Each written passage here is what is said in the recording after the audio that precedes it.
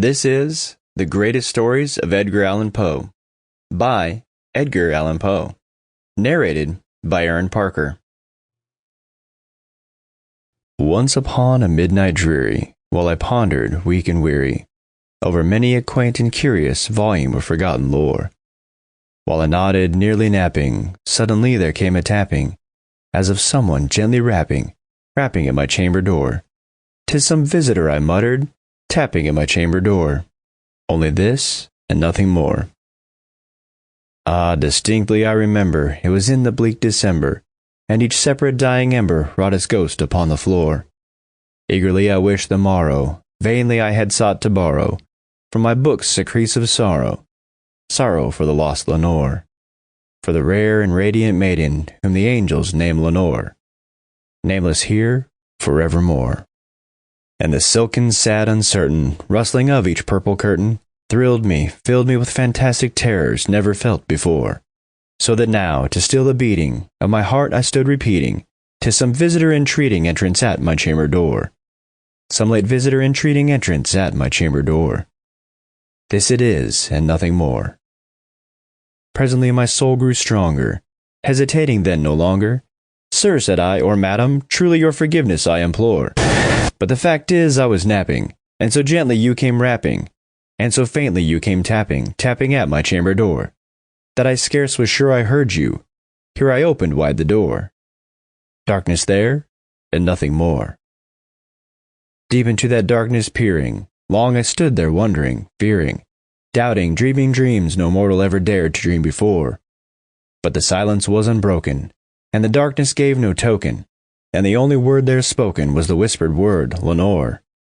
This I whispered, and an echo murmured back the word, "Lenore." Merely this, and nothing more. Back into the chamber turning, all my soul within me burning, soon I heard again a tapping somewhat louder than before. "Surely," said I, "surely that is something at my window lattice.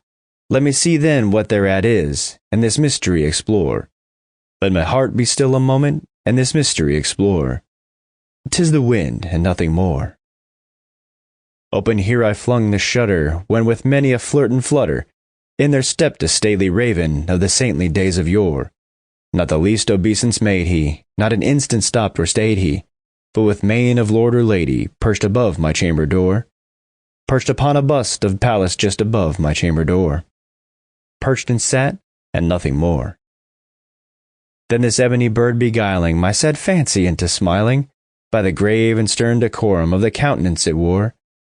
"Though thy crest be shorn and shaven, thou," I said, "art sure no craven, ghastly grim and ancient raven, wandering from the nightly shore.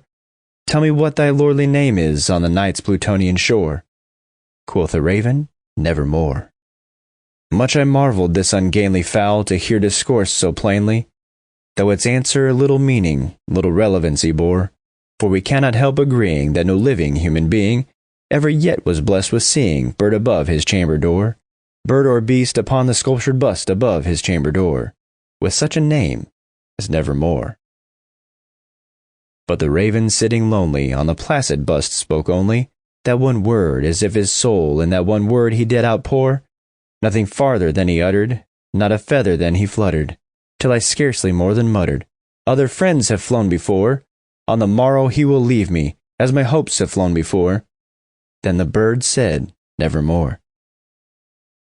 Startled at the silence broken by reply so aptly spoken, "Doubtless," said I, "what it utters is its only stock and store, caught from some unhappy master whom unmerciful disaster followed fast and followed faster, till his songs one burden bore, till the dirges of his hope that melancholy burden bore, of never, nevermore."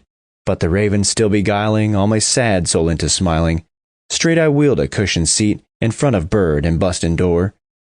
Then upon the velvet sinking, I betook myself to thinking, fancy unto fancy, thinking what this ominous bird of yore, what this grim, ungainly, ghastly, gaunt, and ominous bird of yore meant in croaking, "Nevermore."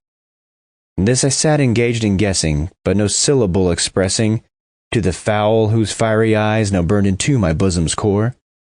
This and more I sat divining, with my head at ease reclining, on the cushion's velvet lining that the lamplight gloated o'er, but whose velvet violet lining with a lamplight gloating Sample complete.